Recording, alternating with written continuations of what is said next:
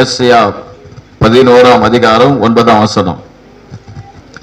கடந்த வாரம் கூட படிச்சோம். என் பரிசுத்த பர்வத எங்கும் எல்லாரும் எடுத்துட்டீங்களா? எடுங்க. என் பரிசுத்த பர்வதம் எங்கும் தீங்கு செய்வாரும் இல்லை, கேடு செய்வாரும் இல்லை. சமுத்திரம் ஜலத்தினால் நிறைந்திருக்கிறது போல் பூமி கர்த்தரை அறிகிற அறிவினால் நிறைந்திருக்கும். அல்லேலூயா. பூமி கர்த்தரை அறிகிற அறிவினால் நிறைந்திருக்கும். கர்த்தரை அறிகிற அறிவினால் நிறைந்திருந்தா பூமியில் என்ன இருக்காது? கேடு இருக்காது, தீங்கு இருக்காது. அல்லேலூயா. தீமை செய்யற மக்கள் இருக்க மாட்டாங்க.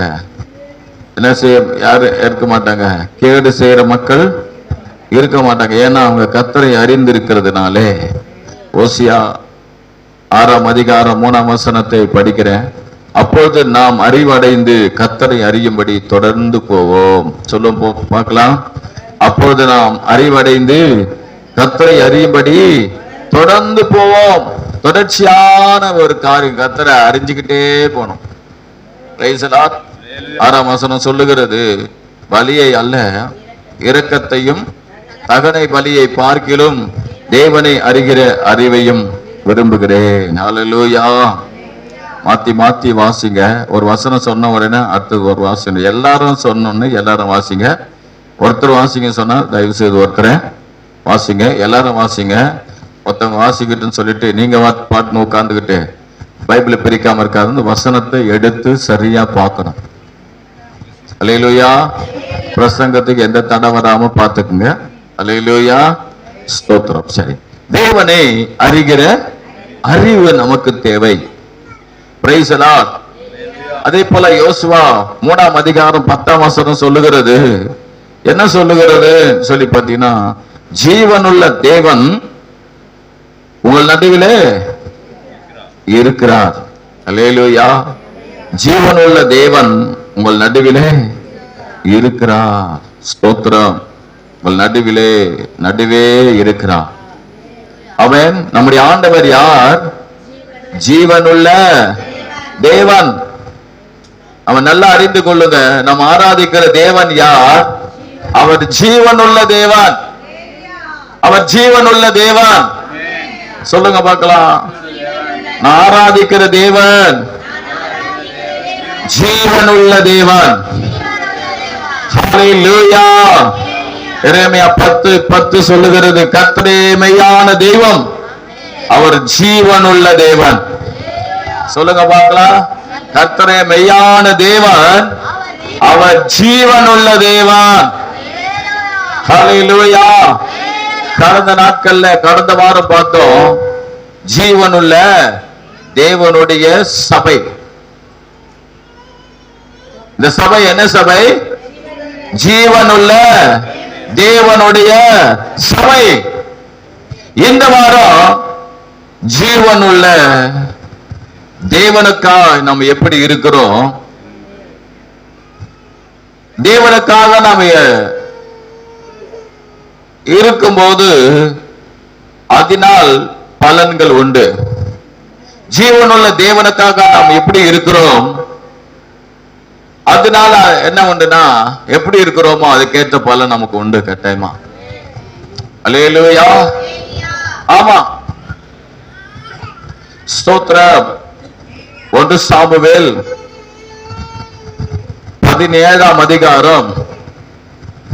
எல்லாரும் எடுக்கலாம், தயவு செய்து எடுங்க. 1 சாமுவேல் 17ஆம் அதிகாரம் 26ஆம் வசனம். எல்லாரும் சேர்ந்து நாம் வாசிக்கலாம். 26ஆம் வசனம். அப்பொழுது தாவீது தன்னண்டையிலே நிற்கிறவரை பெலிஸ்தியரை கொன்று இஸ்ரவேலுக்கு நேரிட்ட நிந்தையை நீக்குகிறவனுக்கு என்ன செய்யப்படும்? ஜீவனுள்ள தேவனுடைய சேனையை நிந்திக்கிறதற்கு விருத்தன சேதனம் இல்லாத இந்த பெலிஸ்தியன் எம்மாத்திரம் என்றார். ஜீவனுள்ள தேவனுடைய சேனையை நிந்திப்பதற்கு இந்த விருத்த சேதனம் இல்லாத இந்த பெலிஸ்தியன் எம்மாத்திரம். அல்லேலூயா. அதிலே 36ஆம் வசனம், 17, 36ஆம் வசனம் எல்லாரும் எடுப்போம். இருங்க நான் படிக்கிறேன். 17, 36 எல்லாரும் எடுத்துக்கொள்ளுமா? அந்த சிங்கத்தையும் அந்த கரடியையும் உம்முடைய அடியானாகிய நான் கொன்றேன். விருத்த சேதனம் இல்லாத அந்த பெலிஸ்தியனும் அவைகளில் ஒன்றை போல இருப்பான். அவன் ஜீவனுள்ள தேவனுடைய சேனையை நிந்தித்தானே என்றான். அல்லேலூயா, ஸ்தோத்திரம். எடுத்துக்கொள்ளலாம். அதே சங்கீத புத்தகம் 42ஆம் சங்கீதம் 2ஆம் வசனத்தை எல்லாரும் எடுத்துக்கொள்ளுங்க. 42ஆம் சங்கீதம் 2ஆம் வசனம் எடுத்துக்கொண்டீங்களா? என் ஆத்துமா தேவன் மேலே, ஜீவனுள்ள தேவன் மேலேயே தாகரமா இருக்கிறது. நான் எப்போது அவருடைய சன்னதியில் வந்து நிற்பேன்? எப்பொழுது நான் வந்து நிற்பேன்?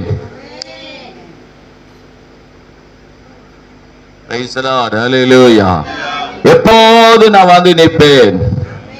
அப்ப பாருங்க, அந்த படிச்ச 3 வசனமும் தாவீது சொல்றது. யாரு சொல்றது? தாவீது சொல்றாரு, ஜீவனுள்ள தேவன். அவன் தாவீது இந்த ஜீவனுள்ள தேவன் மேல எப்படி இருந்தாரு? அதுதான் இன்னைக்கு நான் சொல்ல போறேன். அவர் எப்படி இருந்தாரு, என்ன ஆசீர்வாதத்தை, என்ன பலனை பெற்றுக்கிட்டாரு, 3 காரியத்தை சொல்ல போறேன். அல்லேலூயா. 3 காரியம். ஜீவனுள்ள தேவன், நம்ம ஆராதிக்கிற தேவன் ஏதோ செத்து போன தேவன் அல்ல. மரித்து 3ஆம் நாள் உயிரோடு கூட எழுந்து அவருடைய பிள்ளைகளுக்கு ஜீவனை கொடுத்தார். கர்த்தர் சித்தமான அடுத்த 2 வாரம் இருக்கு. அந்த 2 வாரத்துல நம்முடைய தேவன் ஜீவன் உள்ளவர், நம்ம எப்படி ஜீவன் உள்ளவர்களா மாற்றி இருக்கிறார் நான் சொல்றேன்.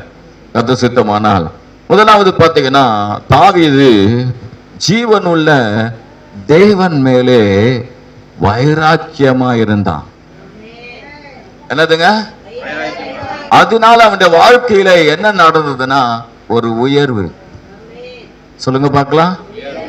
ஒரு வைராக்கியத்தினாலே, ஜீவன் உள்ள தேவன் மேலே வைராக்கியமா இருந்ததுனாலே தாவீதுக்கு ஒரு உயர்வு கிடைத்தது.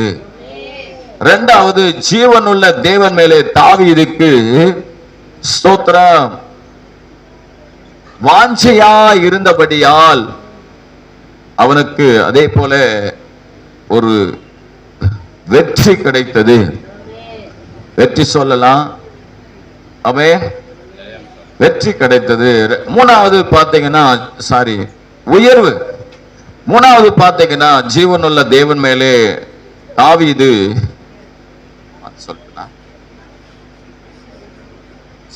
ஜீவனுள்ள தேவன் மேல் நம்பிக்கையாய் இருந்ததுனாலே அவனுக்கு ஜெயம் கிடைத்தது.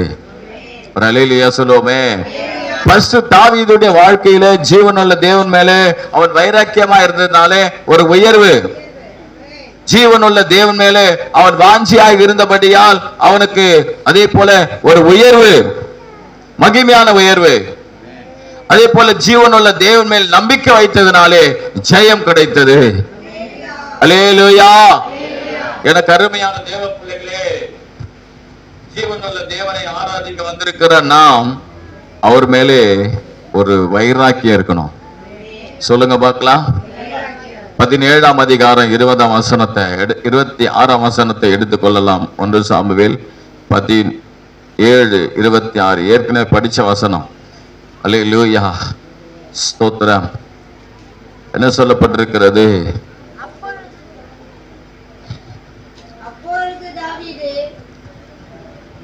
அப்பொழுது தாவீது தன்னண்டையிலே நிற்கிறவர்களை பார்த்து, இந்த பெலிஸ்தியனை கொன்று இஸ்ரவேலுக்கு நேரிட்ட நிந்தையை நீக்குகிறவனுக்கு என்ன செய்யப்படும்? ஜீவனுள்ள தேவனுடைய சேனைகளை நிந்தித்தானே. விருத்த சேதனம் இல்லாத இந்த பெலிஸ்தியன் எம்மாத்திரம் என்றான். அல்லேலூயா. நல்ல கவனிங்க. முதலாவது தாவீதுக்கு ஜீவனுள்ள தேவன் மேலே வைராக்கியம். ஒருவேளை இந்த இடத்துல வைராக்கியம் என்ற அந்த வார்த்தை இல்லாவிட்டாலும் அவனுடைய செயல்கள் எதை காட்டுகிறது? ஒரு வைராக்கியத்தை காட்டுகிறது. சொல்லுங்க பார்க்கலாம். இன்றைக்கு மனிதர்கள் பாத்தீங்கன்னா வீணான காரியத்தை குறித்து தான் வைராக்கியம் பாராட்டிட்டு இருக்கிறாங்க. அல்லையிலேயே பெருமை, வைராக்கியம், பெருமையா இருக்கிறதுனால நான் பேச மாட்டேன், அவங்க கிட்ட சண்டை போட்ட ஒரு வைராக்கியம், நான் பேச மாட்டேன், அவங்க தான் வந்து பேசணும், வைராக்கியமான ஆளு. இதெல்லாம் குப்பையில போட்டுடணும். ஜீவனுள்ள தேவனுக்கு தான் வைராக்கியமா இருக்கணும். நீங்க பேர்பட்ட ஆள் ஆண்டவர் சட்டை பண்ண மாட்டாரு. யார இந்த மாதிரி வைராக்கிய ஜலச வச்சுக்கிட்டீங்கன்னா கஷ்டம். ஆனா தேவன் பேர்ல நீங்க வாஞ்சியா இருந்தால் உங்களுக்காக தேவன் நிற்பார். சொல்லுங்க பார்க்கலாம். தேவனுக்காக நீங்க நின்னீங்கன்னா அவர் உங்களுக்காக நிற்பார். அல்லேலூயா. அந்த பெலிஸ்தியன் நிந்திக்கிறான். என்ன நிந்திக்கிறான் பாருங்க. அதே 17ஆம் அதிகாரம் 9, 10 வசனத்தை நீங்க படிச்சு பார்த்தீங்கன்னா, வேற யாராவது படிக்கணும், இப்போ படிங்க. அவன் என்னோடு யுத்தம் பண்ணவும் என்னை கொல்லவும் சம்பந்தமானால் சமர்த்தனானால் நாங்கள் உங்களுக்கு வேலைக்காரராய் இருப்போம். நான் அவனை ஜெயித்து அவனை கொல்வானால் நீங்கள் எங்களுக்கு வேலைக்காரராய் இருந்து எங்களை சேவிக்க வேண்டும் என்று சொல்லி, பின்னும் அந்த பெலிஸ்தியன் நான் இன்றைய தினம் இஸ்ரவேலின் தேவனுடைய சேனையை நிந்தித்தே நாம் ஒருவரோடு ஒருவர் யுத்தம் பண்ண ஒருவனை விடுங்கள் என்று சொல்லிக் கொண்டு வருவான். கவனிங்க, தேவனுடைய சேனையை நிந்திக்கிறான். நிந்தித்த உடனே தாவீதுக்கு ஒரு வைராக்கியம். என்னது? தாவீதுக்கு என்ன? ஒரு வைராக்கியம். Price the Lord. இப்படியாக 40 நாள் 16ஆம் வசனம் சொல்லுகிறது, அந்த பெலிஸ்தியன் காலையிலும் மாலையிலும் 40 நாள் வந்து நிந்திப்பான், நிற்பான். நின்று என்ன பண்ணுவான்? நிந்திப்பான்.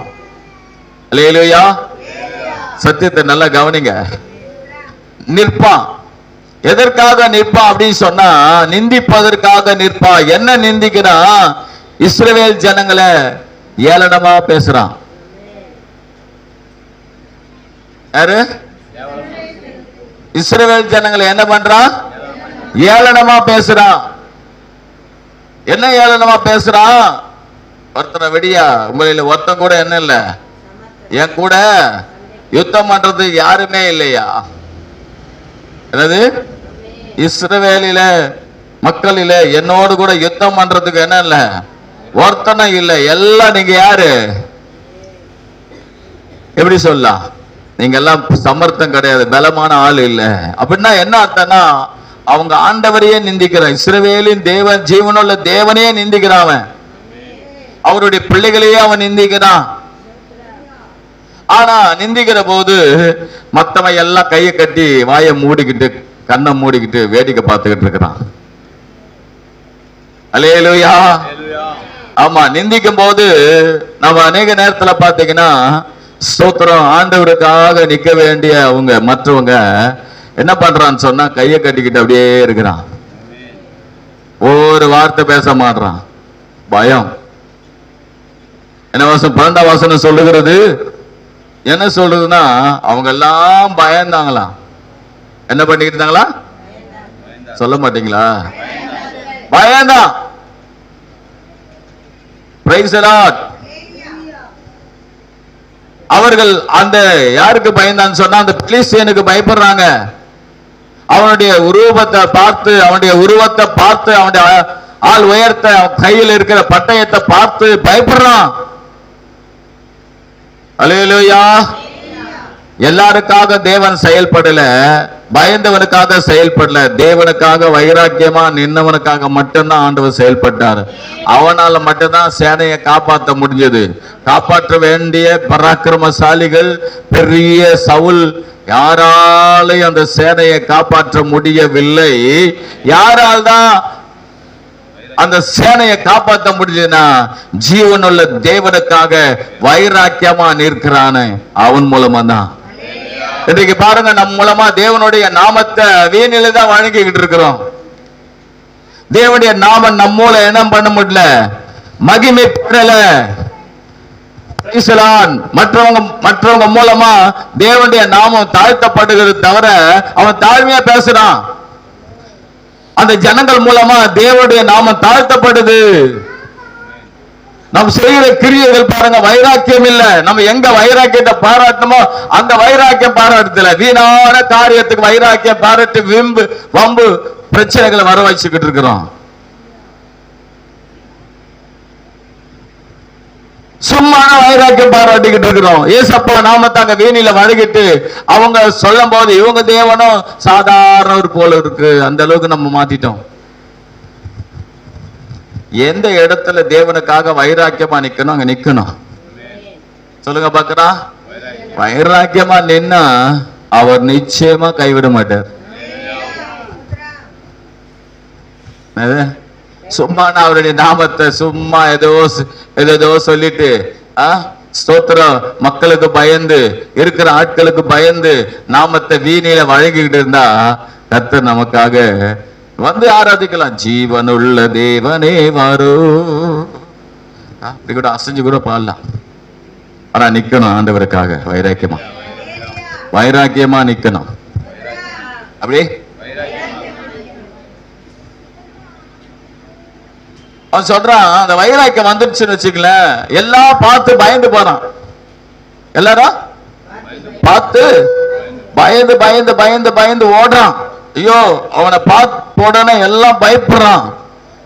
தாவீது சொல்றான், அந்த 17ஆம் அதிகாரத்துல 1 சாமுவேல் 17ஆம் அதிகாரம் கடைசி பகுதியில, விருத்த சேதனம் இல்லாத இந்த பெலிசியன் எம்மாத்திரம். எல்லாரும் சொல்லுங்க, எம்மாத்திரம்.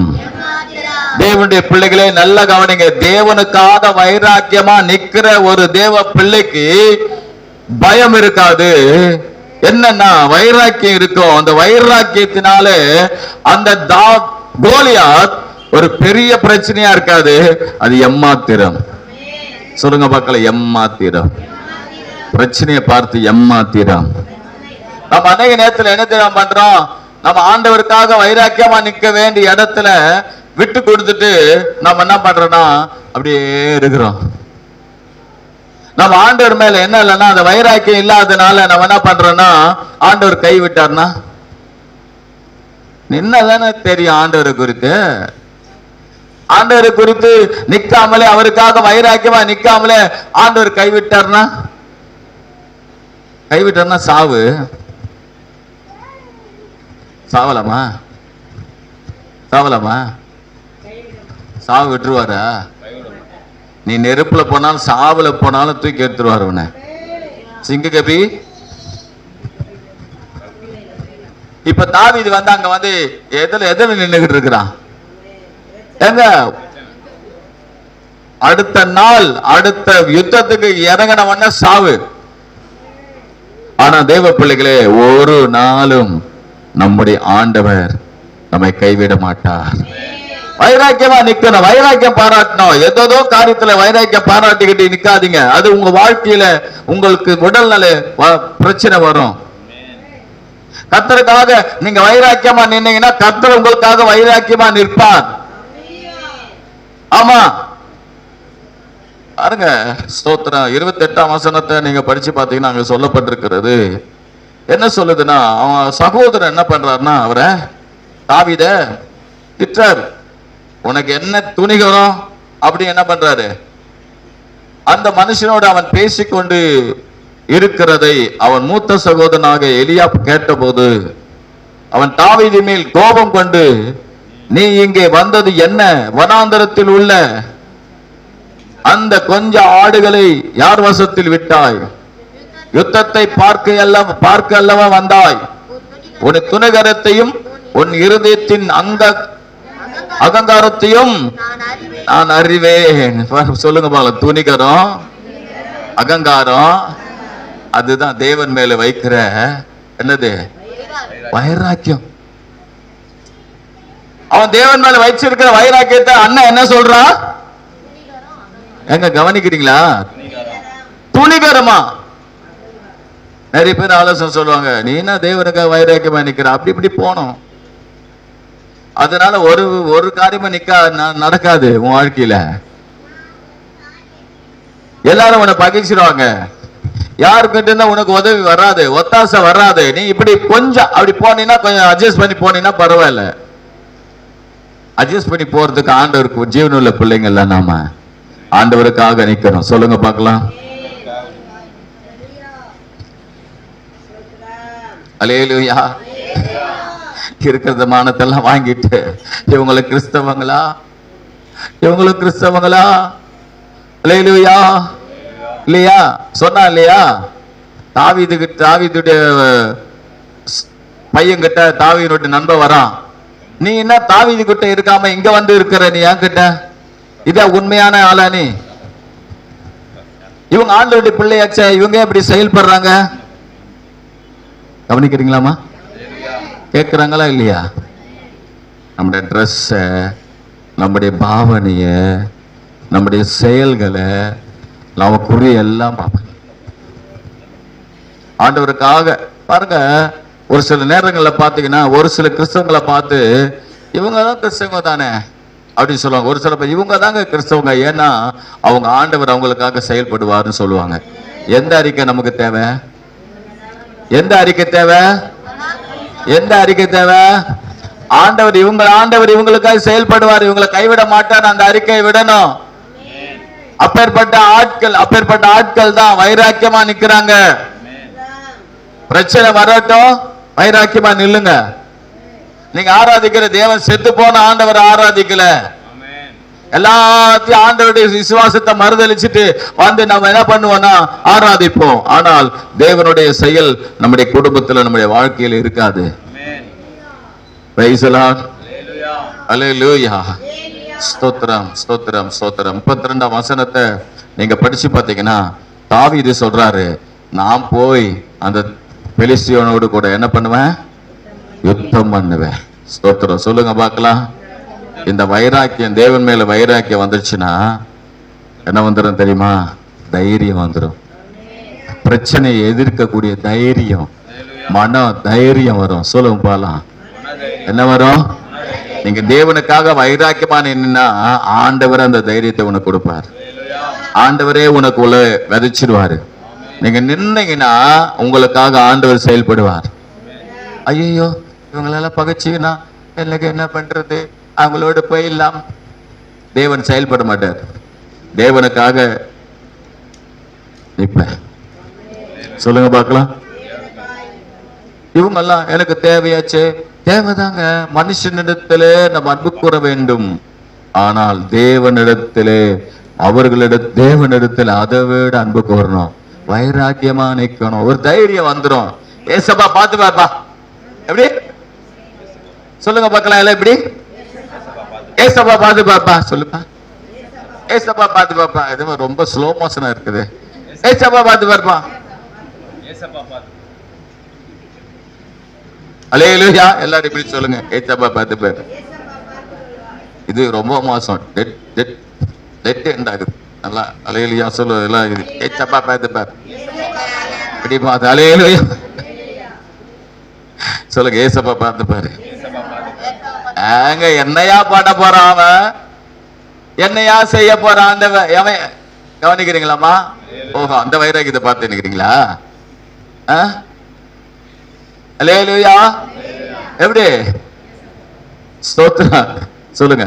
ஏசப்பா பார்த்து பாரு. அவன் ஒரு தைரியம் நமக்குள்ளே வரும். அது நீங்க தைரியம் தாங்க ஆண்டவரே, தைரியம் தாங்க ஆண்டவரே கேட்க வேண்டிய அவசியமே இல்ல. ஆண்டவரே அந்த தைரியத்தை கொடுப்பார். யாரே கொடுப்பாரு? ஆண்டவரே கொடுப்பாரு.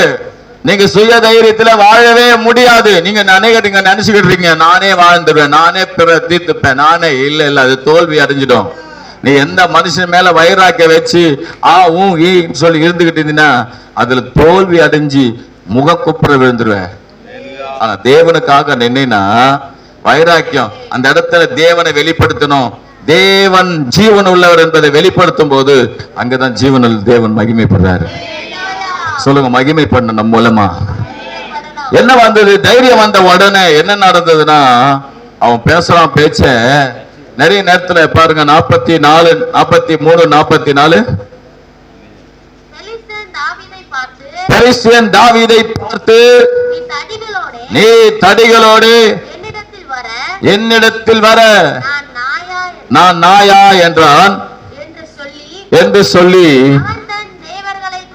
தன் தேவர்களை கொண்டு தாவீதை சபித்தான். இன்னும் அந்த பெலிஸ்தன் தாவீதை பார்த்து, என்னிடத்தில் வா, நான் உன் மாம்சத்தை ஆகாயத்து பறவைகளுக்கு காட்டு மிருகங்களுக்கும் கொடுப்பேன் என்றான். இது உண்மையான என்னது ஸ்டேட்மெண்ட்? யார் கொடுக்கிறது? பெலிஸ்திய கோலியத்து கொடுக்கிறான். அது நடக்குமா நடக்காதா? ஆனால் இந்த வார்த்தைகளை கேட்ட உடனே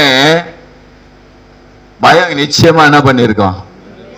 அப்ப ஒரு சில நேரங்கள் நம்முடைய வாழ்க்கையில பிரச்சனை வரும்போது ஒரு சில ஆள் இருப்பாங்க, என்ன தெரியுமா, நம்மளை பயமுறுத்துக்கிட்டே இருப்பாங்க. இது நடந்துடும், இது நடந்துடும், இது நடந்துடும், இது நடந்துடும். நல்லா கவனிங்க, இங்க பாருங்க. என்னன்னா, நம்ம இது நடந்துடும் சொல்ற ஆட்கள் கேட்ட ஒரு சமஸ்த இஸ்ரவேல் எல்லாம் பயந்தா, இந்த வார்த்தை கேட்ட எல்லாரும் பயந்தா, ஒரு ஆள் மட்டும் பயப்படவே இல்லை. சொல்லுங்க பார்க்கலாம், பயப்படவே இல்லை. எப்பயுமே நம்ம வார்த்தையை கேட்கும் போது நமக்குள்ள என்ன வரனா, அது உள்ள சென்று நம்முடைய விசுவாசத்தை தடுத்து நமக்கு பயத்தை வர வச்சிடும். ஆனா நீங்க ஆண்டவருக்காக வைராக்கியமா தொடர்ந்து நின்னா, அந்த வார்த்தை உள்ள போனாலும் அந்த வார்த்தையை மடங்கடிப்பதற்கு இன்னொரு வார்த்தையை நீ பேச ஆரம்பிச்சிருவேன். சொல்லுங்க பார்க்கலாம். எப்பயுமே நீங்க நமக்கு வருகிற அவிசுவாசமான வார்த்தைகள், அதைரியமான வார்த்தைகள், பயமுறுத்துகிற வார்த்தைகள் நமக்குள்ள வரும்போது நம்ம செய்ய வேண்டியது என்ன தெரியுமா? அந்த வார்த்தையை கேட்டு நம்ம பயப்படாம அந்த வார்த்தைக்கு எதிர் வார்த்தையை நாம் பேசும்போது அந்த வார்த்தை உள்ள போச்சுல, அந்த வார்த்தை மேல இந்த விசுவாச வார்த்தை சென்று அந்த அவிசுவாசத்தை அழிச்சிடும். ஒரு அல்லேலூயா சொல்லுங்களேன். தாவீது என்ன பண்ணாரு பாருங்க, டக்குன்னு எடுங்க. ஸ்தோத்திரம் 45, 46 டக்குன்னு கடந்து போகலாம் சீக்கிரம். அதற்கு தாவீது, வேற யாருன்னா படிக்கணும். அதற்கு தாவீது, வேற யாருன்னா படிங்க. அதற்கு தாவீது பெலிஸ்தியனை நோக்கி, நீ பட்டயத்தோடும் ஈட்டியோடும் கேடகத்தோடும் என்னிடத்தில் வருகிறாய், நானோ நீ நிந்தித்த இஸ்ரவேலுடைய இராணுவங்களின் தேவனாகிய சேனைகளுடைய கர்த்தருடைய நாமத்தினாலே உன்னிடத்தில் வருகிறேன். இன்றைய தினம் கர்த்தர் உன்னை என் கையில் ஒப்புக்கொடுப்பார். நான் உன்னை கொன்று தலையை முன்னை விட்டு வாங்கி பெலிஸ்தருடைய பாளையத்தின் பிணங்களை இன்றைய தினம் ஆகாயத்து பறவைகளுக்கும் பூமியின் காட்டு மிருகங்களுக்கும் கொடுப்பேன். அதனால் இஸ்ரவேலின் தேவன் ஒருவர் உண்டென்று பூலோகத்தார் யாவரும் அறிந்து கொள்வார்கள். ஒரு அல்லேலூயா சொல்லுவோமே. எப்ப நல்லா தெரிஞ்சுக்கொள்ளுங்க, எப்பவுமே பயமுள்ள வார்த்தைகள் நாம் கேட்கிற காரியங்கள்லாம் நம்ம பயமுறுத்திக்கிட்டே இருக்கணும். ஆனா நீங்க ஜீவன் உள்ள தேவனை குறித்து வைராக்கியமா பேசும்போது அந்த வார்த்தையானது நமக்குள்ள ஒரு விசுவாசத்தை கொண்டு வந்துவிடும். ஆமாங்க, நான் ஒரு காரியம் சொல்றேன் பாருங்க. ஸ்தோத்திரம், சவுலினால எந்த பிரயோஜனம் கிடையாது. அப்னேர்னால எந்த பிரயோஜனம் கிடையாது. அப்புறம் வேற யார் இருந்தது? தாவீதினுடைய சகோதரனால எந்த பிரயோஜனம் கிடையாது. அப்புறம் யோனத்தானுடைய சகோதரர்களால என்ன பிரயோஜனம் கிடையாது. ஒரே ஒரு தாவீதாலே பிரச்சனை தீர்ந்தது. ஹல்லேலூயா. 49ஆம் வசனம் சொல்லுது, நீங்க படிச்சு பார்த்தீங்கன்னா 49ஆம் வசனம். ஸ்தோத்திரம். அந்த பெலிஸ்தியனை என்ன பண்றான்னா தாவீது ஒன்று போடுகிறான். தன் கையை அடைப்பத்திலே போட்டு அதிலிருந்து ஒரு கல்லை எடுத்து கவனிலே வைத்து சுற்றி பெலிஸ்தியனுடைய நெற்றியிலே படை எறிந்தான். அந்த கல் அவன் நெற்றியில் பதிந்து போனதினால் அவன் தரையிலே முகம் குப்புற விழுந்தான். ஒரு அல்லேலூயா சொல்லுங்களேன். பிரச்சனையை தீர்க்க உன்னால முடியும், என்னால முடியும். எப்படின்னா தேவனுக்காக வைராக்கியமா நிக்கணும். யார் எது சொன்னாலும் அங்க போயிட்டு ஆமாங்க குறுக்கி நிக்க கூடாதுங்க. இல்ல, என் தேவன் பார்த்துப்பாரு. நீ அங்க மொத்தம் வந்து சொல்லுவாங்க, உங்க தேவன் சொல்லியிருந்திய விட்டுட்டார் பாத்தியா. விட மாட்டாருங்க, என் ஆண்டவர் விட மாட்டாருங்க, எங்க அப்பா விட மாட்டாருங்க. ஜீவன் உள்ள தேவனுங்க. அங்க போயிட்டு குறுகி அப்படியாங்க அதெல்லாம் கேட்டு கூடாது. ஒரு சில நேரங்கள்லாம் நம்முடைய தெய்வத்தையே நம்முடைய ஆண்டவரையே உங்களை தாக்குறதுக்கு பதில் நம்முடைய ஆண்டவரையே தாக்கி பேசுவான். ஆண்டவர் பாவம் விட்டுட்டாரு. டக்குன்னு சுதாரிச்சுக்கணும். என்ன பண்ணனா? அப்பதான் உங்க முகத்தை என்ன பண்ணனா பேசுறவர்கள் கொஞ்சம் தாழ்மை பேசணும். திடீர்னு அவன் ஆண்டவரை குறிச்சு ஏதாவது பேசுறான்னா சுதாரிச்சுக்கணும், உதறணும். எப்படி முடியா வாய மூடியா, என் ஆண்டவர் என்னை பார்த்து பாரியா. நான் மதிக்கிற தேவன் ஜீவன் உள்ளவர். அங்க வித்து போட்டு இங்க வந்துட்டு அல்லேலூயா துதி மகிமை. தேவன் நமக்காக கிரியை செய்ய மாட்டார். வைராக்கியம் சொல்லு, எனக்குள்ள வைராக்கியம் தாராண்டவரே, ஒரு வைராக்கியம் தாராண்டவரே. முடிய சரி பண்ணிப்போமா? அல்லேலூயா. வைராக்கியம் தாராண்டவரே, எனக்குள்ள ஒரு வைராக்கியம் தாராண்டவரே. யாரும் என்ன பேச விட மாட்டேன் ஆண்டவரே. என் மூலமா என் தேவனை தாழ்த்த விட மாட்டேன் ஆண்டவரே. நான் தாழ்மையா இருந்தாலும், எனக்கு இருக்கிற பிரச்சனை இருந்தாலும், அது உண்மையா இருந்தாலும் என் தேவன் என்னை கைவிட மாட்டார். நான் வைராக்கியமா பேசிட்டேன், அதுக்கப்புறம் தோல்வி அடைஞ்சா என்ன பண்ணுவேன்னு சொல்லி நீ அநேக நேரத்துல தேவனை விட்டுட்டு இருக்கிற. ஆண்டவர் சொல்றார், அந்த இடத்துல வெற்றியா பேசு, தைரியமா பேசு. கர்த்தர் உன்னை கைவிட போறது இல்ல. வேலையிலேயே சொல்ல மாட்டேங்க, கர்த்தர் நிச்சயம் கைவிட போறது இல்ல. கர்த்தர் பார்த்து பாரு. நிச்சயம் நான் சொல்றேன், ஒரு வைராக்கியத்தை கொண்டு வாங்க. 18:5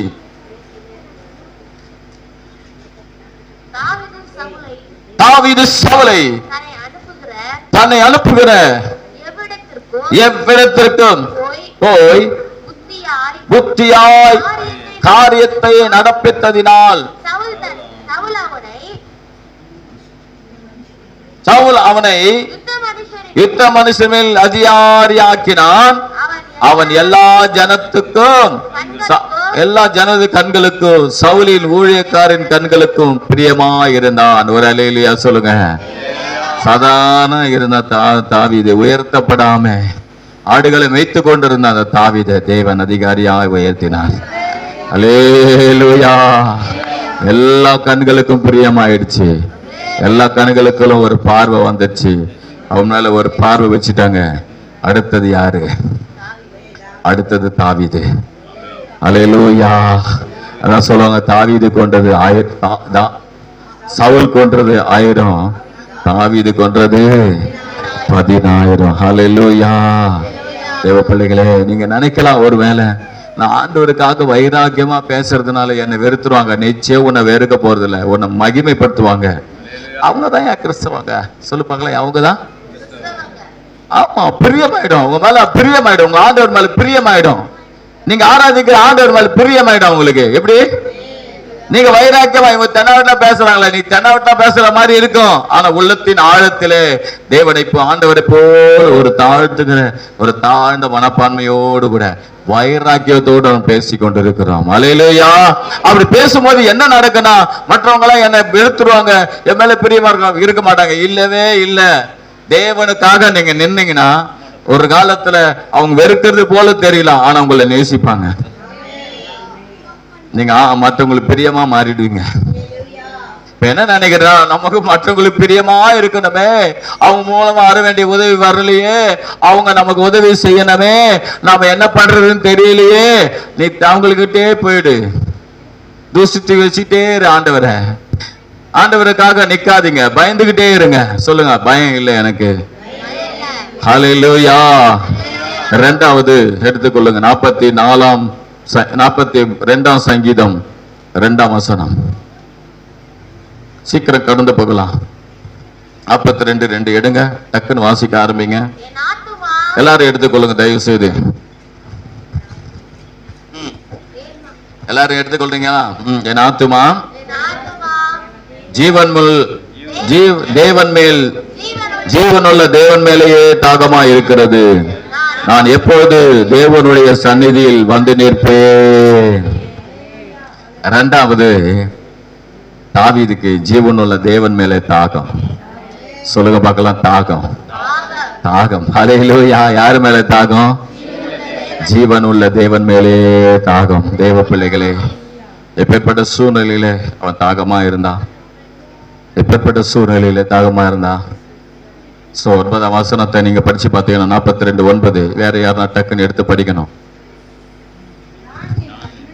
வேற யாருன்னா படிக்கணும். நான் என் கண்மலையாகிய தேவனை நோக்கி, ஏன் என்னை மறந்து, சத்துருவினால் ஒடுக்கப்பட்டு நான் ஏன் துக்கத்துடன் தெரிய வேண்டும் என்று சொல்லுகிறேன். யார் சொல்லுங்க பார்க்கலாம். எந்த சூழ்நிலையில தாவீது, கவனிக்கிறீங்களா? வயசு கவனிங்க, நான் வாஞ்சியா பேசிருக்கிறேன்.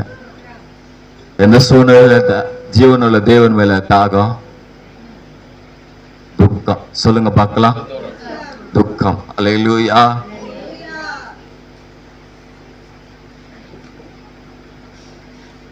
ஜீவனுள்ள தேவன் மேலே, இதுதான் சரியான இடம். ஜீவனுள்ள தேவன் மேல தாகம் எப்படின்னா துக்கம். சொல்லுங்க பார்க்கலாம், துக்கமான சூழ்நிலை. ஒரு உண்மையான ஆண்டவருடைய பிள்ளை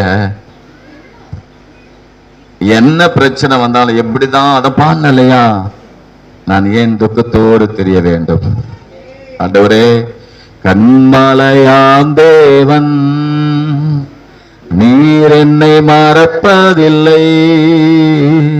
தாடி பாடலாம்.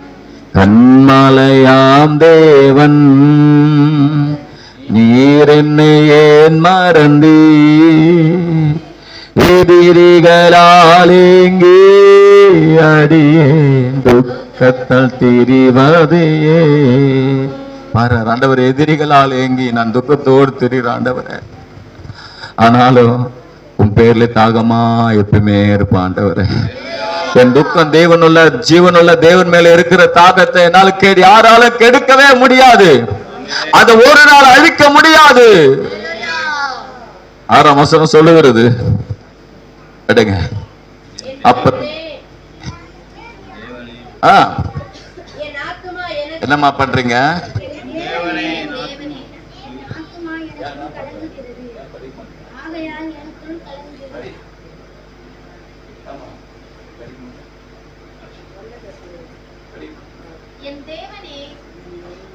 வந்துச்சுப்பா. என் தேவனே, என் ஆத்துமா எனக்குள் கலங்குகிறது. ஆகையால் யோர்தான் தேசத்திலும் ஏர்மோன் மலைகளிலும் சிறு மலைகளிலிருந்து உம்மை நினைக்கிறேன். துரத்தப்பட்ட நிலை. அல்ல கவனிங்கம்மா,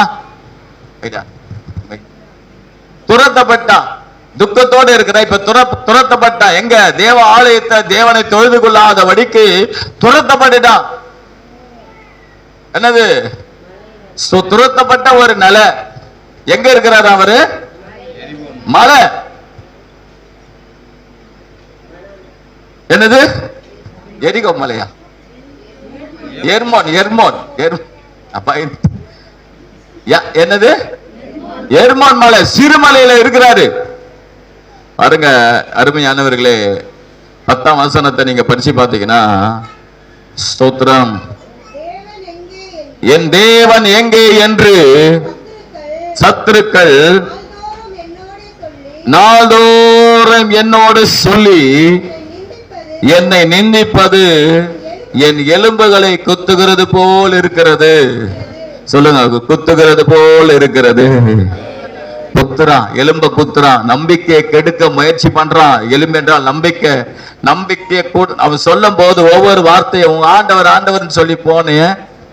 இப்ப என்ன ஆச்சு? உனக்கு வாழ்க்கையில பிரச்சனை தான் மீந்தது. ஆண்டவர் ஒண்ணுமே செய்யல உனக்கு. அதே கவனிச்சுக்குங்க.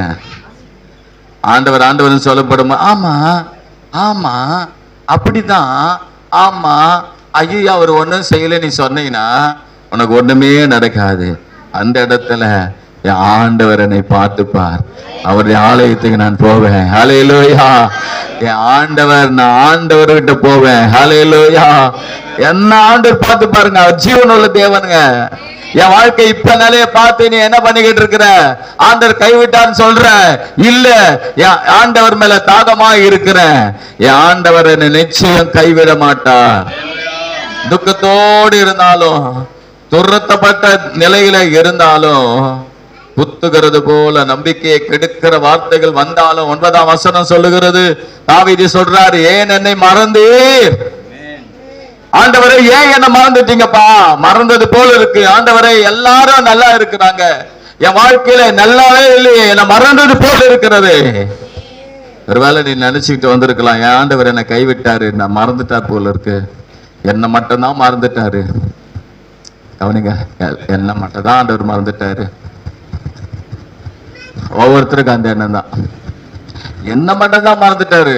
அந்த சகோதரி கேளுங்களேன், என்ன மட்டும் தான். பக்கத்துல இருக்கிறவங்க கேளுங்களேன், என்னதான் ஆண்டவர் மறந்துட்டாரு. இவங்களை கேள, என்ன மறந்துட்டாரு. இவங்களை கேளு, எல்லாரையும் மறந்துட்டாரு. ஒருத்தரையும் ஆண்டவர் மறக்கல. நிச்சயம் ஒரு நாள் ஒருத்தரையும் மறக்கல. அல்லேலூயா. ஆனா தேவ பிள்ளைகளே, அந்த மறந்தது போல இருக்கிற ஒரு நிலையிலே நீங்க செய்ய வேண்டியது என்ன தெரியுமா? நீங்க ஏதோ உன்னை சோர்வுக்குள்ள ஆக்கி, உன்னை துக்கத்துக்கு மேல் துக்கப்படுத்தி, அவன் நம்பிக்கை மேல் அவன் நம்பிக்கை வர வச்சு ஏதாவது செய்து கொள்ளணும், எங்கேயாவது போயிடணும் அப்படின்னு சொல்லி துரத்தப்பட்ட நிலையில நீங்க இருக்காம, ஆண்டவரே அல்லேலூயா சொல்லுங்க, ஆண்டவரே நீர்தான் என் தாகம். சொல்லுங்க, தேவன் தான் தாகம். அவர் மேல தாகம் இருக்கணும். என்ன பிரச்சனை வரட்டும், நம்ம என்ன நினைச்சுக்கிட்டு இருக்குன்னா, தப்பான விசுவாசம், தப்பான நம்பிக்கையோடு நம்ம கிறிஸ்தவத்துல இருக்கிறோம். என்னன்னா, நான் ஆண்டவரை ஏற்றுக்கிட்டேன், எனக்கு அவர் எல்லாத்தையும் பார்த்துக்கணும். நிச்சயம் பார்த்துப்பாரு. ஆனா ஆண்டவரை ஏற்றுக்கொண்ட பின்பு உங்க வாழ்க்கையில வருகிற பிரச்சனைகள், ஆரம்பத்துல சொன்னது போல் பிரச்சனை இல்லை கிடையாது, பிரச்சனை கட்டாம இருக்கிறது.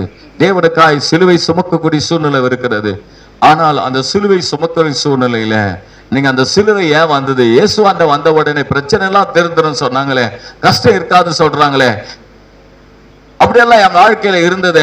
ஆனா ஆரம்பத்துல வரும்போது என் கஷ்டத்தை எல்லாம் நீக்கினாரு. இப்ப இந்த கஷ்டம் என் வாழ்க்கையில இருக்கிறது, நான் என்ன செய்யறதுன்னு தெரியலையே, ஆண்டவர் என்னை கைவிட்டாரா அப்படின்னு இருக்க கூடாது.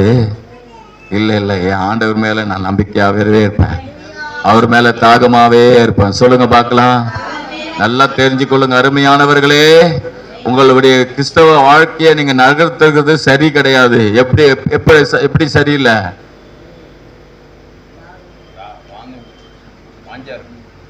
தாகம் இல்லாமலே போய்கிட்டு இருக்க கூடாது. ஒரு காரியம் நடக்காது. என்ன வரட்டும், ஏளனமா பேசட்டும், நம்பிக்கை கெடுக்கக்கூடிய வார்த்தைகள் நம்மை குத்துக்கிறது போல இருக்கும். ஏன் இந்த ஆண்டு கிட்ட போனா தெரியலையே, எப்ப பார்த்தாலும் துக்கமாவே வாழ்க்கை இருக்கிறது. அல்லேலூயா. 4ஆம் வசனத்தை நீங்க படிச்சு பாத்தீங்கன்னா, ஸ்தோத்திரம், என் வாழ்க்கையில என்ன சொல்றாரு பாருங்க. 4ஆம் வசனம், முன்னே நான் பண்டிகையை ஆசரிக்கிற ஜனங்களோடு கூட நடந்து கூட்டத்தின் களிப்பும் துதியமான சத்தத்தோடு தேவாலயத்துக்கு போய் வருவேனே, இவைகளை நான் நினைக்கும் போது என் உள்ளம் எனக்குள்ளே உருகுகிறது. சொல்லுங்க, உருகணும். சொல்லுங்க, ஆலயத்தை குறித்ததான ஒரு உருக்கம். ஜீவனுள்ள தேவன் மேல் தாகனா என்ன அர்த்தம் தெரியுமா? முதல் ஒரு காரியத்தை தெரிஞ்சுக்குங்க, புரிஞ்சுக்குங்க, அறிஞ்சு கொள்ளுங்க. வீட்டை சும்மா உட்கார்ந்து நீ வெட்டியா காலத்தை கழிக்காத, ஓடிவா. கர்த்தர் சமூகத்துக்கு வா. இதுதான் முதல் தாகம். அம்மா உட்காந்துக்கிட்டு பொழுதுபோக்கு பார்த்துக்கிட்டு உலகத்தோடு ஒத்து வாழாத. வயிற கர்த்தருக்காக நீங்க தாகமா இருக்கும்போது பாருங்க, அவ்வளவு பிரச்சனை வச்சு இருக்கோம். சும்மா செல்போனை பார்த்துக்கிட்டு டிவியில பார்த்துக்கிட்டு சும்மா உட்காந்துக்கிட்டு தான் இருக்கிறோம். ஆனா தேவன் மேல தாகம் இருக்கா? ஏங்க நம்ம வாழ்க்கையில எது நடந்துகிட்டு இருக்கு? உண்மை எப்படி சொல்லுங்க? எதை செஞ்சுக்கிட்டு இருக்கோம்? இதைதான் பார்த்துக்கிட்டு இருக்கிறோம். உண்மை சொன்னார் பாரு, கர்த்தர் ஆசீர்வதிப்பார், நிச்சயம் ஆசீர்வதிப்பார். வேற நான் சொல்ல, ஆண்டவர்கிட்ட சொல்லியிருக்கீங்க இல்லையா? ஆண்டவர் பாக்குறாரா இல்லையா? ஆண்டவர் நோக்கி நம்ம என்ன பண்றது இல்ல இல்லையா? தேவன் மேல தாகம் தாகம் தாகம். என்ன தாகம்? அல்லேலூயா. அடிக்கடிக்கு தாகம் வந்துடும் தாவீதுக்கு. அதெல்லாம் சொல்ல விருப்பப்படல.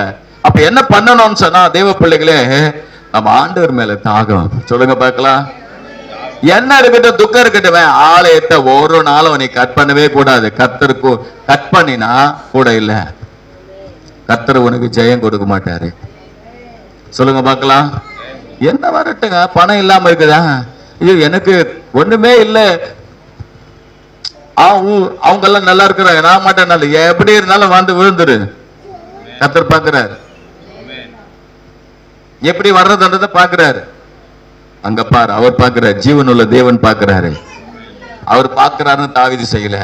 இயல்பாவே தாவீதுக்கு தன் வாழ்க்கையில ஒரு என்ன தாகம். சொல்லுங்க பார்க்கலாம். தாகம். ஹல்லேலூயா, ஹல்லேலூயா. உண்மையாக நான் சொல்றேன், இதுவரையிலும் ஆண்டோடைய கிருபையினால இத்தனை 34 வருஷமா கர்த்தருக்குள்ள இருக்கிறேன். ஆனா இதுவரையிலும் ஆலயத்தை குறித்த ஒரு நாள் எனக்கு தாகம் இல்லாம போகல. எப்படாத பைபிள் ஸ்டடி வரும், எப்படாத உபவாச ஜெபம் வரும், எப்படாத பேரிங் மீட்டிங் வரும், அவ்வளோ இருக்கு எனக்கு. இந்த நாளே சொல்றேன் நான், இந்த நாள் வரையும் நான் சொல்றேன். வேலையிலிருந்து வருவேன், 93ஆம் ஆண்டு வேலையிலிருந்து வருவேன். வந்த உடனே என்ன பண்ணுவேன்னா, 6 மணிக்கு வருவேன். 6:30 என் சபையில இருப்பேன். 6:30 மணிக்கு டேரிங் மீட்டிங், 6:30 மணிக்கு பரிந்து பேசும் ஜபம், 6:30 மணிக்கு மாலை ஆராதனை. எப்பவுமே சண்டே எப்பவும் அங்கதான் இருப்போம். அருமையான தேவ பிள்ளைகளே, தேவன் பேரிலே ஒரு தாகம். என்னன்னா ஸ்தோத்திரம். 63ஆம் சங்கீதம் 1ஆம் வசனம் நான் சொல்லி முடிச்சிடுறேன். அடுத்த குறிப்பு சொல்லி முடிச்சிடலாம். படிங்க பார்க்கலாம். 63:1. தேவனே, நீர் என்னுடைய தேவன், அதிகாலமே உம்மை தேடுகிறேன். வறண்டதும் விடாய்த்ததும் தண்ணீரற்றதுமான நிலத்திலே என் ஆத்துமா உம்மேல் தாகமாய் இருக்கிறது. என் மாம்சமானது உம்மை வாஞ்சிக்கிறது. சொல்லுங்க பார்க்கலாம். அல்லேலூயா. நல்லா தெரிஞ்சுக்கங்க, நல்லா தெரிஞ்சுக்கொள்ளுங்க. நீங்க எதையாவது செஞ்சுட்டு ஆண்டவர் மேல வெறுப்பா இருக்கிறது, ஆலயத்து மேல வெறுப்பு, இந்த தூசிக்கிறது, இதெல்லாம் இருக்க கூடாது. நீ அப்படி தூசிக்கிறனா தேவன் மேல இருக்கிற அந்த தேவனையே தூசிக்கிறன்னு அர்த்தம். ஜீவனுள்ள தேவனையே என்ன பண்ற? தாகம் இல்லாத போகிறது இருக்கு. அல்லேலூயா. என்ன நடந்தது தாவீதுக்கு? ஸ்தோத்திரம். 2 சாமுவேல் 23:1 தாவீது சொல்றாரு, என்னை தேவன் மகிமையாய் உயர்த்தினார், என்னை ராஜாவாய் உயர்த்தினார். சொல்லுங்க பார்க்கலாம். ராஜாவாய் உயர்த்தினார், மகிமையா என் தேவனை இஸ்ரவேலின் சங்கீதங்களை இன்பமாய் பாடின தாவீதின் வார்த்தைகள் மகிமையாய் உயர்த்தப்பட்டு தேவனுக்கு கனப்படுத்தின ஒரு ராஜா தேவனால் உயர்த்தப்பட்டான். நல்ல கவனிங்க அருமையானவர்கள், நல்ல கொஞ்சம் கவனிங்க. பிரச்சனை பார்த்துக்கிட்டு தேவன் மேலே அந்த கசப்பு வரக்கூடாது. துக்கம் வரும், நம்பிக்கையற்ற நிலை வரும். ஆனா அதை பார்த்துக்கிட்டு நல்ல கவனி. உன் வாழ்க்கையில இவ்வளவு நாள் வரைக்கும் பிரச்சனை மாறல இருந்தது. அதையா ஒரு காரியம் என்னன்னா, நீங்க ஜீவனுள்ள தேவன், இந்த சூழ்நிலை ஜீவனுள்ள தேவன் மேல தாகமா இருக்க வேண்டிய ஆளு தாகத்தை எடுத்துட்ட, பிரச்சனை மாறவே இல்லை. மறுபடியும் வா, மறுபடியும் அந்த தாகத்துக்குள்ள வா. சொல்லுங்க, தாகத்துக்குள்ள வா. கர்த்தர் உயர்வை கொடுப்பார். அல்லேலூயா. உயர்த்துவார். சொல்லுங்க பார்க்கலாம். உயர்த்துவார். உயர்ந்த நிலைகளை கொண்டு போய் வைப்பார். சில சிகரத்தில் கொண்டு போய் வைப்பார். கண்மலை மேல் உன்னை நிறுத்துவார். உயர்ந்த ஸ்தலங்களிலே ஏறி இருக்க பண்ணுவார். சொல்லுங்க ஒரு அல்லேலூயா. தேவன் நமக்கு மேலே தாக இருக்கணும். பாஸ்டர் எல்லாம் முடிக்கட்டும் பாஸ்டர். ஒருத்தன் இருக்கிறான். ஒருத்தங்கிட்ட அந்த மூடங்கிட்ட பேசவே முடியாது. மூடனுங்க அவன் சொல்லுவான், ஆண்டவர் வாங்க ஆண்டவன்ட வாடா அப்படின்னா சொல்லுவான், என் பிரச்சனை தீரட்டும், நான் டம் அடிக்கிறதெல்லாம் விட்டுட்டு வரான். டம் அடிக்கிறத விட்டு வராதடா டம்மு. உன் பிரச்சனை தீர்த்துட்டு வராதா, அப்ப நீ உனக்கு ஆண்டவர் தேவையில்லடா, உன்னால அந்த பிரச்சனை தீர்க்க முடியாது, வாடானா வரமாட்டான். யார பேசுறோம் தெரியுதா? யார ஹார்ட் அட்டாக் வந்து கூட பீடி பூச்சி உட்காந்துக்கிறான். அவன் கத்தர்கிட்ட தேடுறான்னு சொல்லிட்டு 50 ரூபா கொடுத்தாமிச்சு, அப்ப கூட வரல. அவன் எவ்வளவு எரிச்சலா இருக்கும். போய் ஜெபம் பண்றோம்ல, ஹார்ட் அட்டாக் வந்து சாவர நிலையில கத்தர் கொடுத்தா என்ன பண்ண? சரி விட்டுடலாம். அந்த கதை சொந்த கதை சோக கதை எல்லாம் வேணாம். பாவம் அவங்க திடீர்னு கோச்சினா கஷ்டம். முன்ன மாதிரிலாம் கிடையாது. சரி ஓகே. 1 சாமுவேல். அப்ப ஃபர்ஸ்ட் என்ன பார்த்தோம்? ஃபர்ஸ்ட் என்னமா? வைராக்கியமா. யார் மேல சொல்ல மாட்டீங்களா மற்றவங்களா? ஜீவனுள்ள தேவன் மேல வாஞ்சியா இருக்குமா, வைராக்கியம் இருக்குன்னா. ரெண்டாவது தாவீது. ரெண்டாவது எப்படி இருந்தா? ஜீவனுள்ள தேவன் மேலே தாகமா இருந்தா. எல்லாம் 5-3 அடுக்கு செட்லா வீட்டுல இருக்குது. அதனால எந்த பிரச்சனையும், அதனால தாகமா இல்ல, எல்லாம் டோட்டலா கொலாப்ஸ். எல்லாமே குழம்பி போயிருக்கு. ஆனா ஆண்டவர் மேல சொல்றான், அந்த ஒரு தாகம் எனக்கு போதும். அல்லேலூயா, அல்லேலூயா. ஒரு ஆவிக்குரிய ஒரு உண்மையான ஒரு சகோதரன் சகோதரி அதுதான். மூணாவது கடைசியா நான் சொல்லி முடிச்சிடறேன். 2 சாமுவேல் 17ஆம் அதிகாரம். சொல்லுங்க 2 சாமுவேல் 17ஆம் அதிகாரம். எல்லாம் எடுத்துக்கொள்ளுங்க. 17ஆம். இதுவரையிலும் வாசிக்காத அன்பு பிள்ளைகள் யாராவது இருந்தால் வாசிங்க பார்க்கலாம். 17ஆம் அதிகாரம் 36, 37. 1 சாமுவேல் 17ஆம் அதிகாரம் 36. 1 சாமுவேல் 17ஆம் அதிகாரம் 36, 37. அந்த சிங்கத்தையும் அந்த கரடியையும் உம்முடைய அடியானாகிய நான் கொன்றேன். விருத்த சேதனம் இல்லாத இந்த பெலிஸ்தியனும் அவைகளில் ஒன்றை போல் இருப்பான். அவன் ஜீவனுள்ள தேவனுடைய சேனையை நிந்தித்தானே என்றான்.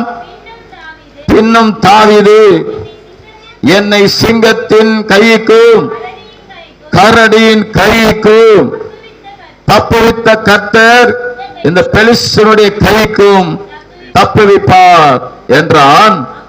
அப்பொழுது சவுல் தாவீதை பார்த்து, நீ போ, கர்த்தர் உன்னோடு இருப்பார் என்றான். அல்லேலூயா. மூணாவது காரியம், தாவீதுடைய வாழ்க்கையில தன் முன்னான அனுபவத்தை சொல்றான். ஏற்கனவே அவன் வாழ்க்கையில நடந்த ஒரு அனுபவத்தை சொல்றான். அந்த அனுபவத்துல யாரை கொண்டு வரான்னா, ஜீவனுள்ள தேவனை கொண்டு வருகிறான். அவனுங்க கடைசி ஜீவனுள்ள தேவனை கொண்டு வருகிறான். ஜீவனுள்ள தேவன் என்ன பண்ணார்னா, ஏற்கனவே ஒரு கரடி என் வாழ்க்கையில வந்தது. ஏற்கனவே எனக்கு என்ன வந்தது? சிங்கம் வந்தது, கரடி வந்தது, சிங்கம் வந்தது, எல்லாம் வந்தது. 2 பிரச்சனை ஜோடியா வந்தது. அது என்னை விழுங்கி போடும்படியா, என்னை தாக்கும்படியாய் வந்தது. ஆமென். என்ன செஞ்சார் ஆண்டவர்? 37ஆம் வசனம் சொல்லுகிறது. என்ன சொல்லுகிறதுனா, இன்னும் தாவீது அந்த சிங்கத்தின் கைக்கும் அந்த கரடியின் கைக்கும் தப்புவித்த கர்த்தர் இந்த பெலிஸ்தியனுடைய கைக்கும் தப்புவிப்பார் என்றான். அப்பொழுது சவுல் தாவீதை பார்த்து, நீ போ, கர்த்தர் உன்னோடு இருப்பார். அல்லேலூயா. இந்த வார்த்தையை நல்லா கவனிச்சு பார்த்தீங்கன்னா, தேவ பிள்ளைகளே, தன்னுடைய வாழ்க்கையில தேவன் ஏற்கனவே செஞ்ச அந்த கிரியையை இங்க தாவீது சொல்றான். ஜீவனுள்ள தேவன் தன் வாழ்க்கையில செஞ்ச ஒரு பெரிய அற்புதமான காரியத்தை சொல்லுகிறான். சொல்லிட்டு என்ன பண்றான்னா ஒரு நம்பிக்கையை வெளிப்படுத்துறாங்க. எதை வெளிப்படுத்துறான்? நம்பிக்கையை வெளிப்படுத்துறான். என்ன நம்பிக்கை? இந்த பெலிஸ்தியனும் அவைகளில் ஒன்றை போல் இருப்பான். சொல்லுங்க பார்க்கலாம். பெலிஸ்தியனும் அவைகளில் ஒன்றை போல் இருப்பான். அப்படின்னா என்ன அர்த்தம்னா, நம்பிக்கை என்றால் என்ன, விசுவாசம் என்றால் என்னன்னா, இப்பொழுது நாம் தேவனை விசுவாசிக்கிறது விசுவாசம். நம்பிக்கை என்று சொன்னால் எதிர்காலத்தை நாம் சொல்லுவது நம்பிக்கை. எதிர்காலத்தை விசுவாசிப்பது நம்பிக்கை. இனி வருகிற காலத்துல தேவன் எனக்கு இதை செய்வார் என்று சொல்லி நாம் அறிக்கையிடுறது நம்பிக்கை. என்னதுங்க? அப்படின்னா என்னன்னா, தேவ பிள்ளைகளை ஏற்கனவே என் வாழ்க்கையில ஆண்டவர் மேல வச்ச நம்பிக்கையினால இந்த சிங்கத்தையும் கரடியும் நான் கொன்றேன். யார் கொன்றது? நான் கொன்றேன்.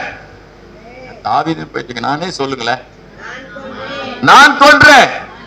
ஆனா இப்ப என்ன செய்ய போறாருன்னா, இனி வருகாலத்துல அது ரெண்டையும் கொன்ற அந்த நம்பிக்கையினால கொன்ற ஆண்டவர் இந்த கோலியாத்தை என்ன பண்ணுவாரு? கொல்லுவார். நம்பிக்கையை வெளிப்படுத்துகிறார். சொல்லுங்க பார்க்கலாம். நம்பிக்கை, நம்பிக்கை. சொல்லுங்க நம்பிக்கை. ஆமென். நல்லா கவனிக்கணும் அருமையானவர்களே. நீங்க ஜீவனுள்ள தேவனை தான் வணங்குறேன்னா ஒரு நம்பிக்கை உங்களுக்குள்ள இருக்கணும். நம்பிக்கை விட்டுறக்கூடாது. எப்படி நம்பிக்கை இருக்கணும்? என்ன நம்பிக்கை இருக்கணும்? இது வரையிலும் என் வாழ்க்கையில ஆண்டவர் என்னை கைவிடாம எத்தனையோ பிரச்சனை தாண்டி வர செஞ்சாரு. கரடி போல பிரச்சனைய, சொல்லுங்க, கரடி போல பிரச்சனைய, சிங்கம் போல பிரச்சனைய, இப்பேற்பட்ட பிரச்சனையெல்லாம் தாண்டி வர செஞ்சாரு. செஞ்சாரா இல்லையா? இப்போ உள்ள பிரச்சனை தாண்டி வர செஞ்சாரு.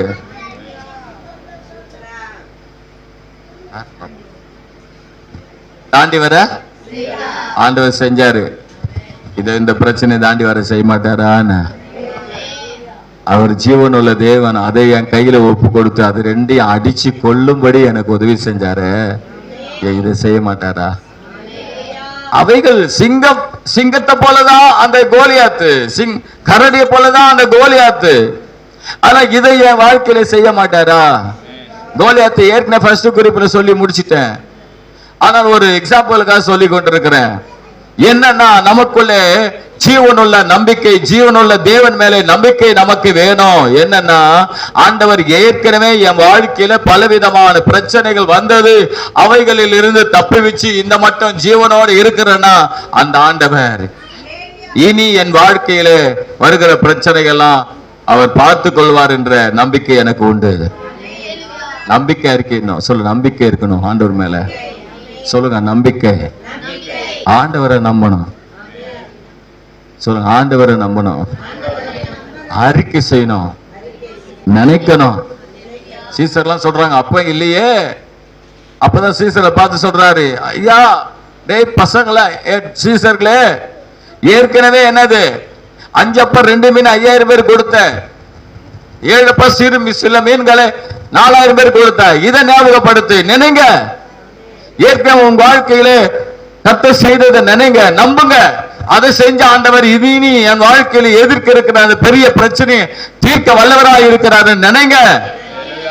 ஒரு சில நேரங்களில் உன் வாழ்க்கையில பாவமான சூழ்நிலை, அக்கிரமத்துல விழுந்திருந்தாலும், பாவத்துல விழுந்திருந்தாலும் அந்த பிரச்சனை தூக்கி எடுத்து உன்னை கொண்டுதான் வந்திருக்கிறாரு. கண்ணீர் விட்டு கதறி அழுது பலவீனப்பட்ட உன் வாழ்க்கையில கண்ணீர் விட்ட கதறின அழுத ஆண்ட அந்த கண்ணீரை எல்லாத்தையும் பார்த்து தூக்கி எடுத்து தான் வந்திருக்கிறாரு. ஒரு பாவி என்று உன்னை தள்ளிவிடவில்லையே.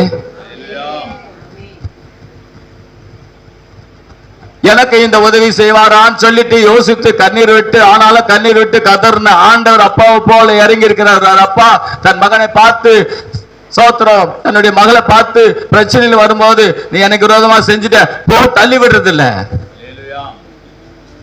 அவளுக்கு உதவி செய்கிறார். அப்பா உனக்கு உதவி செய்வார். ஜீவனுள்ள தேவன் உதவி செய்வார்.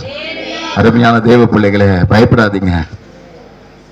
இந்த பிரச்சனை என் வாழ்க்கையில் எப்படி முடிய போதோ, எப்படியா என் வாழ்க்கை கடக்க போறணும், மறிச்சிடணும், அல்லேலூயா. என் வாழ்க்கை இது என் மேற்கொண்டு என்னை தரைமட்டமாக்கிடுமோ?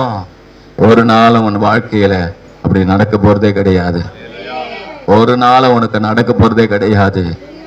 ஏற்கனவே உன் வாழ்க்கையில நினைத்துப்பார். சொல்லமா, என் ஆத்துமாவே கர்த்தரை ஸ்தோத்திரி, என் முழு உள்ளமே அவருடைய பரிசுத்த நாமத்தை ஸ்தோத்திரி.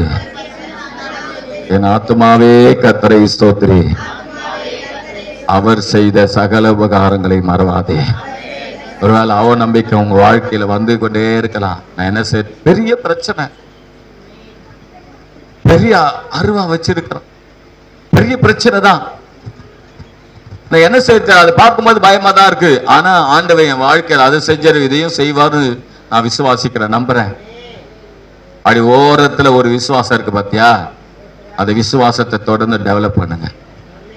என்ன பண்ணுங்க? அந்த நம்பிக்கையை டெவலப் பண்ணுங்க. ஏன் அது யோசி. அல்லேலூயா, ஸ்தோத்திரம், பிரைஸ் தி லார்ட். ஒரு காரியத்தை சொல்லி முடிச்சிடுறேன். 1 சாமுவேல் 11:11 எடுக்க வேணாம். சவுலுடைய வாழ்க்கையில பாத்தீங்கன்னா அம்மோனி புத்திரரை ஜெயிக்கிறான். 1 சாமுவேல் 14ஆம் அதிகாரம் 21-22 வசனத்தை படிச்சு பாத்தீங்கன்னா பெலிஸ்தியரை சவுல் ஜெயிக்கிறான். 1 சாமுவேல் 15ஆம் அதிகாரம் 17ஆம் வசனம் சொல்லுகிறது அமலேக்கரிய சவுல் ஜெயிக்கிறான். சவுல் அம்மோனியரை ஜெயிக்கிறான். சொல்லுங்க பார்க்கலாம். அம்மோனியரை ஜெயிக்கிறான், பெலிஸ்தியரை ஜெயிக்கிறான், அமலேக்கரிய ஜெயிக்கிறான்.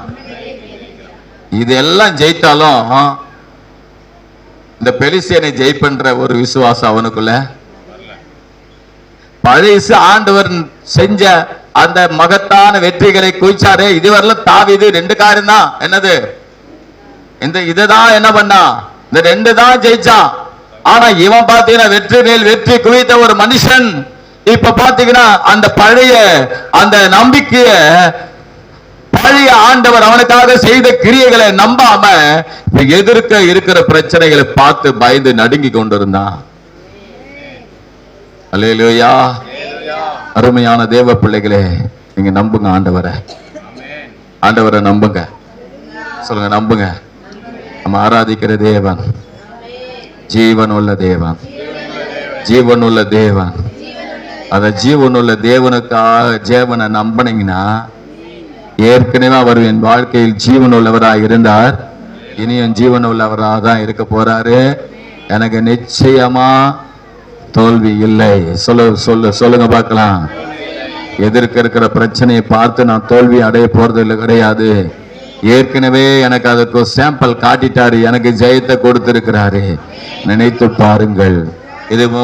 எதுவும் ஆண்டவர் செய்யாதது போல நீங்க ஆண்டவரை முறுமுறுத்து கொண்டு இருக்காதீங்க தயவு செய்து. அப்படி முறுமுறுத்தாலும் ஆண்டவர்கிட்ட மன்னிப்பு கேளுங்க. ஏசப்பா, என்னை மன்னிங்கப்பா, எனக்கு உதவி செய்யுங்கப்பா, நான் உண்மை நம்புறேன்ப்பா. இந்த மட்டும் என் வாழ்க்கையில என்னை நடத்தி வந்த கிருபைக்காக ஸ்தோத்திரம் ஆண்டவரே. ஏசப்பா, உமக்கு நன்றி ஆண்டவரே. அந்த வியாதியை சுகமாக்குன தேவன் இந்த வியாதியை சுகமாக்குவார். அதை கொடுத்த தேவன், அந்த தேவையை சந்தித்த தேவன் இந்த தேவையை சந்திப்பார். இந்த பிரச்சனையை தீர்த்த தேவன் இந்த பிரச்சனை, எதிர்க்க இருக்கிற பிரச்சனையை தீர்ப்பார். அல்லேலூயா. அதனால நம் கொடுத்த ஜெயங்களை நினைத்து அறிக்கை செய்வோம். ஆண்டவர் அதை செய்தவர் இதை செய்வார். ஏன் செய்ய மாட்டாரு? நீங்க அவிசுவாசமான ஆளுகிட்ட சொல்லாதீங்க, விசுவாசமான ஆளுகிட்ட சொல்லுங்க. அல்லது நம்பிக்கை உள்ள ஆளுகிட்ட பேசுங்க. அவன் நம்பிக்கை உள்ள ஆளுகிட்ட பேசுனீங்கன்னா நிச்சயம் உங்க என்ன பண்ணுவாங்க, குத்த ஆரம்பிச்சிடும்.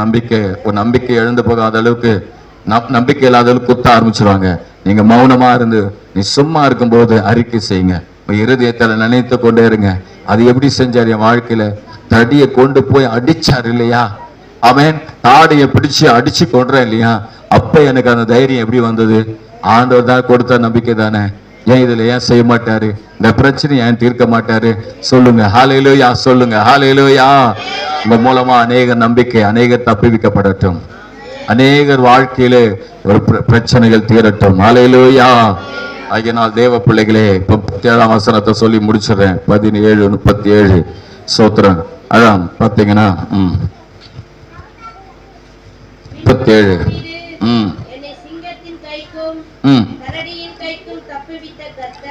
பாருங்க, ஜெயம் சொல்லுங்க பார்க்கலாம். தப்புவித்த கர்த்தர். ஹல்லேலூயா. அந்த சிங்கத்தையும் கரடியும் கொன்று போட்டேன். அது போல தேவ பிள்ளைகளே, உன் வாழ்க்கையில கர்த்தர் ஜெயத்தை கொடுப்பார். சொல்லுங்க பார்க்கலாம். முதலாவது தேவனுக்காக, ஜீவனுள்ள தேவனுக்காக வைராக்கியம். இரண்டாவது ஜீவனுள்ள தேவனுக்காக தேவன் மேலே தாகம். மூணாவது ஜீவனுள்ள தேவன் மேலே நம்பிக்கை. கர்த்தர் உங்களை அதிகமாக ஆசீர்வதிப்பார், உங்களோடு இருப்பார். நன்றி. மாலை மறந்துடாதீங்க. கர்த்தர் நல்லவர். ஆமென்.